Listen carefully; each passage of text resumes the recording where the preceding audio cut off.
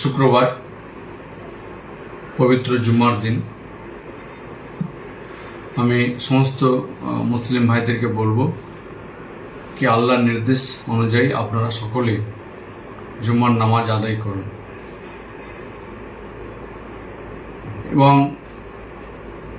সর্বস্তরের মানুষের কাছে আমার আজকে এই পবিত্র জুম্মার দিনে আমি অ্যাপিল রাখছি যে এলাকায় যে একটা আমরা মনে করি দুর্ঘটনা বা অঘটন একটা ঘটেছে সেটাকে ভুলে আমরা যে সম্প্রীতি ভ্রাতৃত্ব আমরা বজায়ের মধ্যে আবদ্ধ ছিলাম সেই জায়গায় আমরা পুনরায় ফিরে আসি।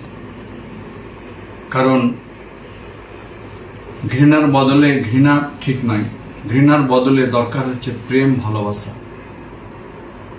কাজে এই প্রেম ভালোবাসার মধ্যে দিয়ে আমরা ঘৃণাকে দূর করতে পারবো, এটা আমরা নিশ্চিত।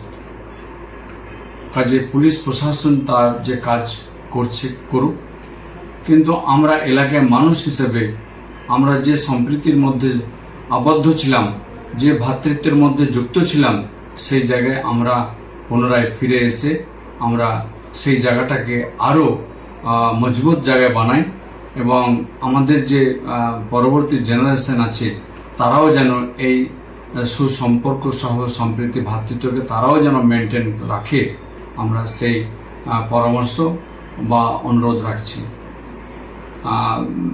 পাশাপাশি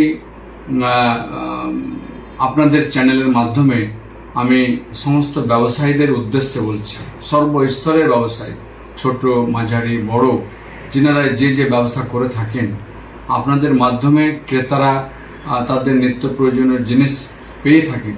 কাজে আপনারাও আপনাদের ব্যবসাটাকে দোকানপাট চালু করুন এবং চালু করে আর কি আপনাদের কাছে ক্রেতারা পৌঁছাক, আপনারাও ক্রেতার সঙ্গে নিজেদের বার্তালাপ করুন, দেখবেন সমস্ত জিনিস আবার আগের জায়গায় আমরা ফিরে আসতে পারবো।